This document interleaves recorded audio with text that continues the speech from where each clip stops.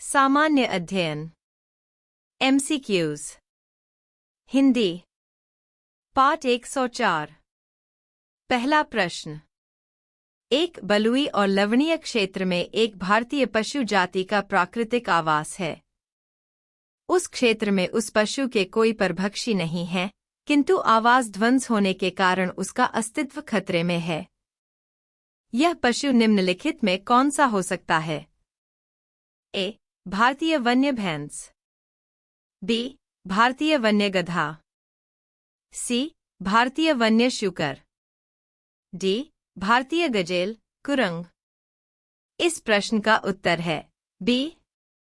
अगला प्रश्न। 2. यह संदेह है कि ऑस्ट्रेलिया में हाल में आई बाढ़ लानीना के कारण आई थी। लानीना एल नीनो से कैसे भिन्न है? एक. लानीना विषुवतीय हिंद महासागर में समुद्र के असाधारण रूप से ठंडे तापमान से चरित्रित होना है, जबकि एल नीनो विषुवतीय प्रशांत महासागर में समुद्र के असाधारण रूप से गर्म तापमान से चरित्रित होता है। 2. एल नीनो का भारत की दक्षिण पश्चिमी मानसून पर प्रतिकूल प्रभाव पड़ता है, किंतु लानीना का मानसून जलवायु पर कोई प्रभाव नहीं पड़ता। उपर्युक्त में से कौन से कान सही हैं? ए. केवल एक। बी. केवल दो। सी. एक और एक दोनों। डी. न तो एक और नहीं दो। इस प्रश्न का उत्तर है डी। अगला प्रश्न। 3. 1793 में लॉर्ड कॉर्नवालिस की भूव्यवस्था प्रणाली लागू होने के बाद कानूनी विवादों की प्रवृत्ति में बढ़ोतरी देखी गई थी। निम्नलिखित प्रावधानों में से किस एक को सामान्यतया इसके कारक के रूप में जोड़कर देखा जा सकता है? ए. रैयत की तुलना में जमींदार की स्थिति को अधिक सशक्त बनाना। बी. ईस्ट इंडिया कंपनी को जमींदारों का अधिपति बनाना। सी. न्यायिक पद्धति को अधिक कार्यकुशल बनाना। डी. उपर्युक्त ए, बी तथा सी कथनों में से कोर्ट भी सही नहीं है। इस प्रश्न का उत्तर है डी। अगला प्रश्न। 4. 1942 के भारत छोड़ो आंदोलन के संबंध में निम्नलिखित में से कौन सी एक टिप्पणी सत्य नहीं है? ए. यह आंदोलन अहिंसक था। बी. उसको नेतृत्व स्वतः प्रवर्तित था। सी. यह आंदोलन स्वतः प्रवर्तित था। डी. इसने सामान्य श्रमिक वर्ग को आकर्षित नहीं किया था। इस प्रश्न का उत्तर है ए। अगला प्रश्न। 5. भारत में 19वीं शताब्दी के जनजातीय विद्रोह के लिए निम्नलिखित में से कौन से तत्व ने साझा कारण मुहैया किया? ए. भू राजस्व की नई प्रणाली को लागू होना और जनजातीय उत्पादों पर कर का लगाए जाना। बी. जनजातीय क्षेत्रों में विदेशी धर्म प्रचारकों का प्रभाव। सी. जनजातीय क्षेत्रों में बिचौलिया के रूप में बड़ी संख्या में महाजनों, व्यापारियों और लगान के ठेकेदारों को बढ़ना। डी. जनजातीय समुदायों को प्राचीन भूमि संबंधी व्यवस्था का संपूर्ण। इस प्रश्न का उत्तर है सी। अगला प्रश्न।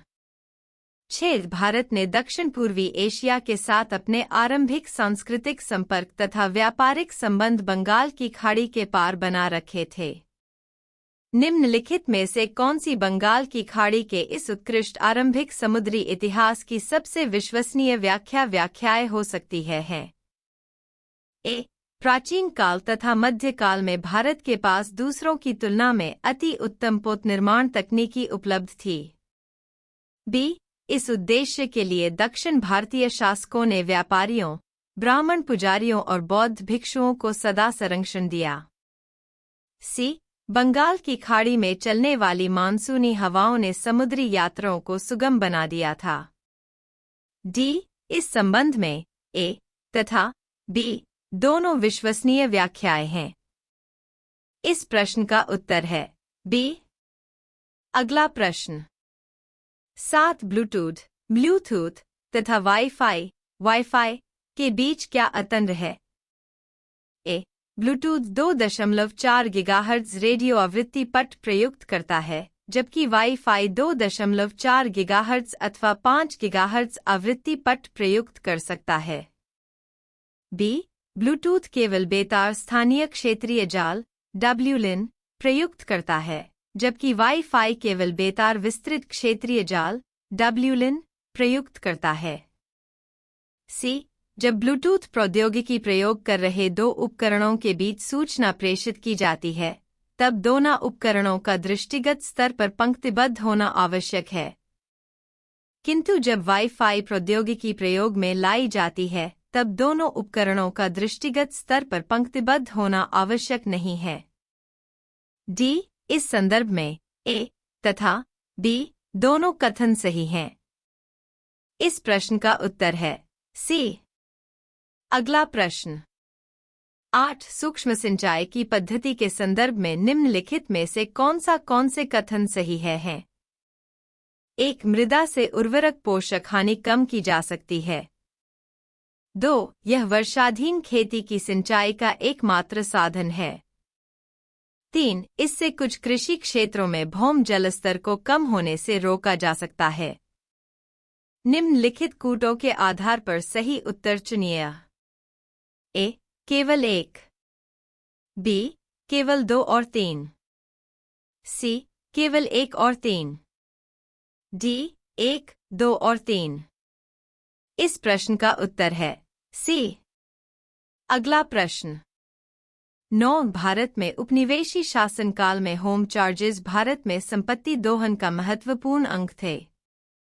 निम्नलिखित में से कौन सी निधियां होम चार्जेज की संघटक थीं?